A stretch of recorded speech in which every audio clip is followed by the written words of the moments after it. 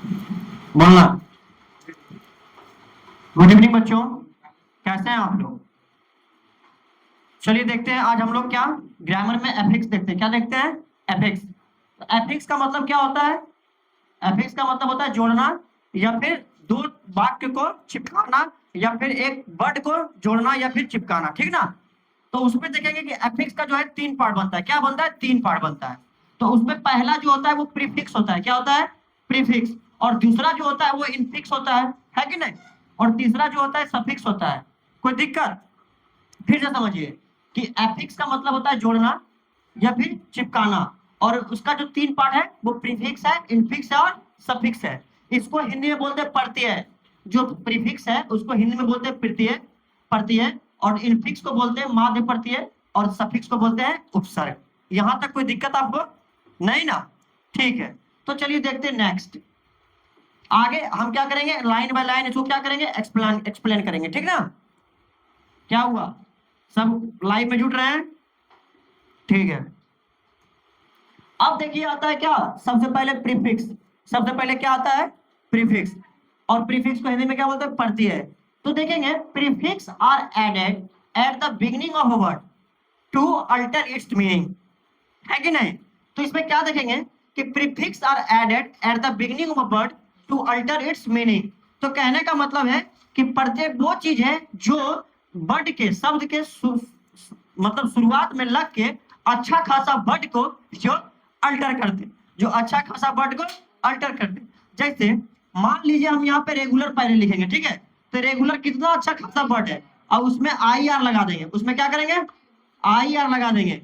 तो इसमें क्या हो जाएगा, जो अभी रेगुलर अच्छा लग रहा था सुनने में, लेकिन आई आर लगा दिए तो क्या हो गया? इरेगुलर। तो जो आई आर हमारा हुआ वो क्या हो गया? प्रीफिक्स हो गया। क्या हो गया? प्रीफिक्स हो गया।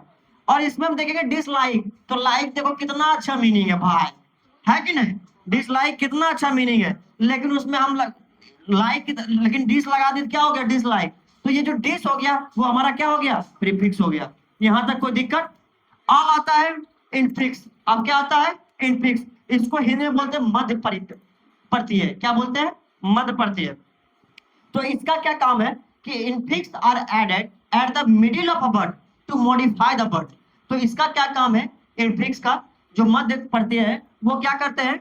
वर्ड के बीच में लग के वर्ड को मॉडिफाई कर देते हैं। वर्ड के बीच में लग के वर्ड को मॉडिफाई कर देते हैं। उसको क्या बोलते हैं? इनफिक्स। तो जैसे यहाँ पे लिखे मदर इन लॉज, क्या लिखे? Mother in laws. तो अगर जो मदर लॉज लिखते हैं तो वो सुनने में सही लगता क्या? नहीं। मदर लॉज लिखते हैं तो क्या वो सुनने में सही लगता? नहीं ना। तो उसके बीच में हम लोग क्या लगा दिए? इन लगा दिए। तो मदर इन लॉज। अब देखिए जो खराब मीनिंग भी था, अगर जो इन लगा दिए तो वो मॉडिफाई हुआ कि नहीं? है कि नहीं? यहां तक आप लोगों को कोई दिक्कत? अगर दिक्कत है तो कमेंट में बोलिए, है ना? अब सबसे लास्ट आता है सफिक्स। सबसे लास्ट क्या आता है? सफिक्स। तो सफिक्स में बाबू क्या देखेंगे? सफिक्स को हिंदी में बोलते हैं उपसर्ग। सफिक्स को हिंदी में क्या बोलते हैं? उपसर्ग। तो उसमें क्या देखेंगे? Suffix are used at the end of a word to modify its meaning, to modify its meaning and grammatical function. तो जो उपसर्ग है वो वर्ड के अंत में लगते हैं। वो वर्ड के अंत में लग के क्या करता है? वर्ड को मॉडिफाई कर देता है, ग्रामेटिकल फंक्शन को अच्छा कर देता है। तो उसमें क्या देखेंगे? पहला, जैसे मान लीजिए कि हार्म है, ठीक है? हार्म है। तो हार्म है, इसको इसमें क्या चीज ऐसा मीनिंग लगाएंगे कि ये मॉडिफाई हो जाएगा? तो इसमें क्या लगा देंगे? लेस लगा देंगे। तो ये क्या हो गया? हार्मलेस। ये क्या हो गया? हार्मलेस। ये क्या हो गया? हार्मलेस। अब इसमें देखते हैं सेमलेस।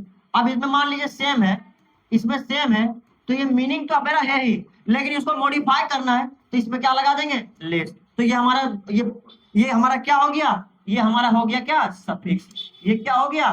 सफिक्स।